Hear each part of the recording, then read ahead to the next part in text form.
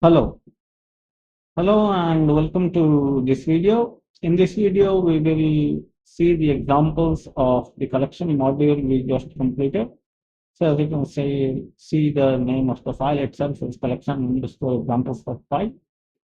So first, let's go through the purpose of each class and how we can use these in real world.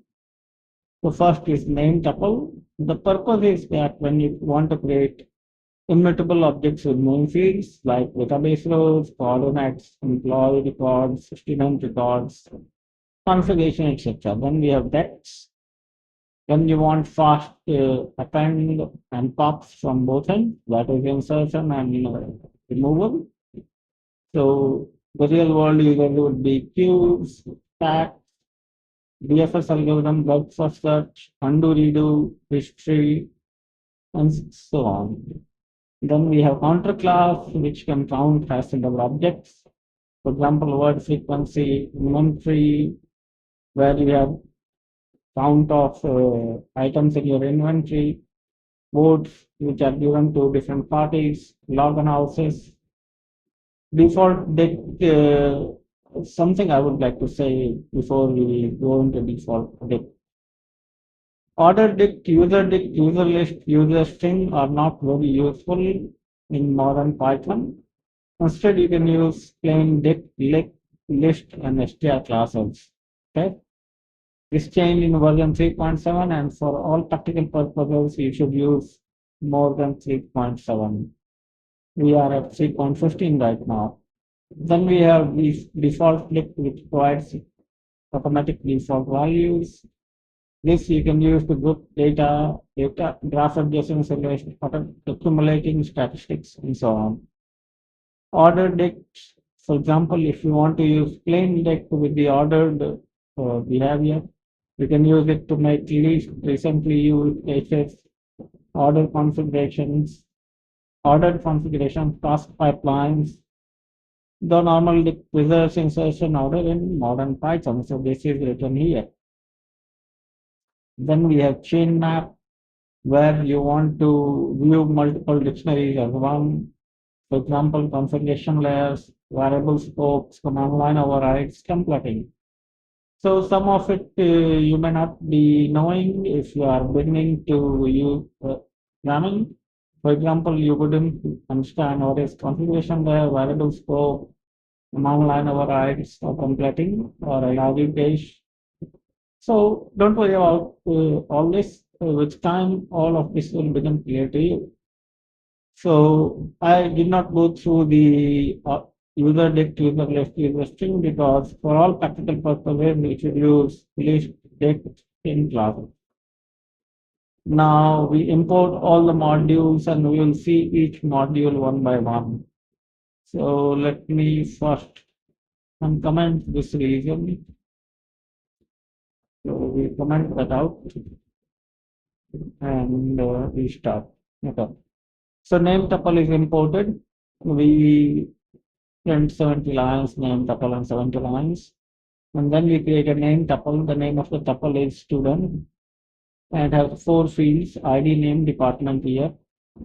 And we create Alice with ID 1, name Alice, department computer science, year 2. Then we create Bob with ID 2, name Bob, department mathematics, year 2. And we print Alice, and you can also print Bob. You can print Bob.name. We can print Bob.department.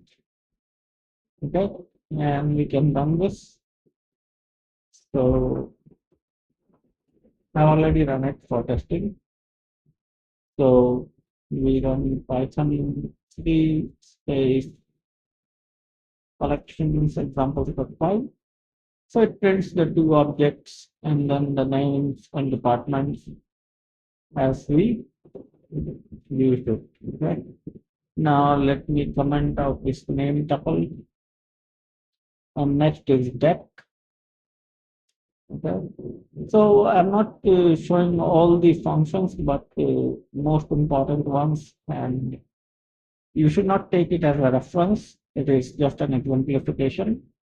So we create a deck registration queue, and to this we append three users or persons, Alice, Bob, and Charlie, and we print our initial queue. Then we top left, that is Alice will be up, and then we put emergency registration to the left of it. So emergency registration would be at the top position. Then we rotate it twice and rotate it with value 2. So emergency rotation should go at the end, and then we print the registration queue again and we see the result. So let me do this. Let's run this. So we had Alice, Bob, and Charlie, and we served the student Alice. Then after emergency registration inserted at left, we have this, and after rotation, it went at the end. Okay. Now we comment this out, and it's a large program, so looking at all the output in one go is not really useful, and it's difficult to manage that. Now we have counter class. So we have several courses: Python, Java, Python again, Rust, Python again, C++, Rust, Java, Python. So see, the frequency of Python is 4, Rust is H2, Java is H2, and C++ is at 1. So we take the counter class from the courses, and we print course counter, which will print the frequency. And for most popular, we invoke the most common and print the result.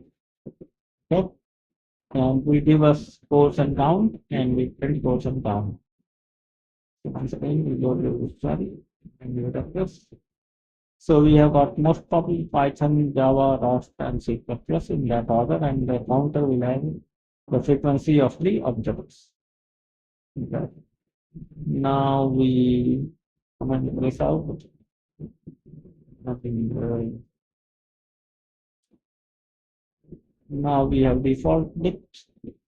So we create a default dict object from a list, and in the default dict with the key CS, we append Alice.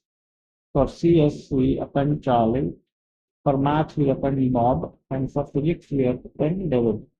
And then we iterate over the items and put different department and students. Right? So department would be the keys here, and value will be the student. So again, let's select a result. So CS has 2 students, Alice and Charlie, math has 1 Bob, and physics has 1 David. Next, we move on to our class order dict. Okay.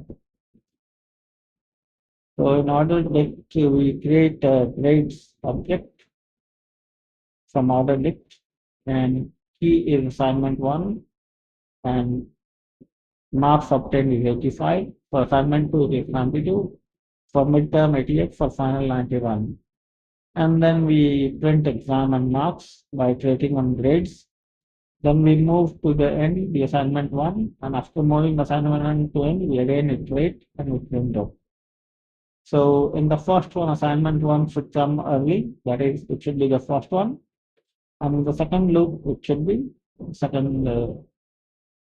the end, at the end. Let's run this.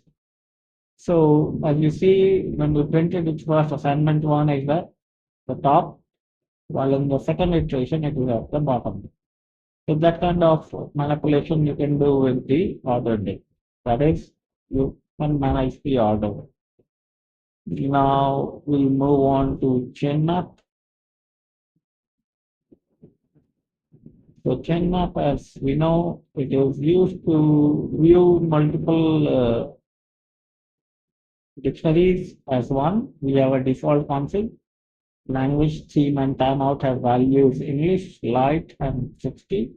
In department config, timeout has 90, and in student config, theme is dark. And we create a chain map of student config, department config, and default config. Okay? And we print language, theme, and timeout.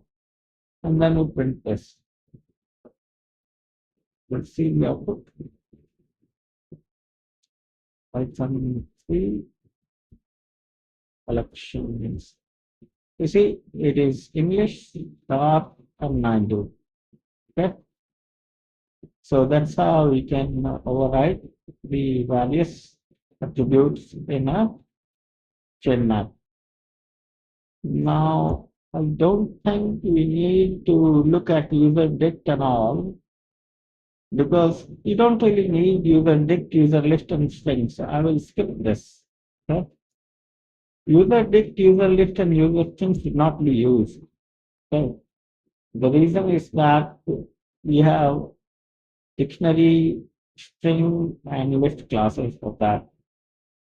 And therefore, the remainder of the example is not very useful.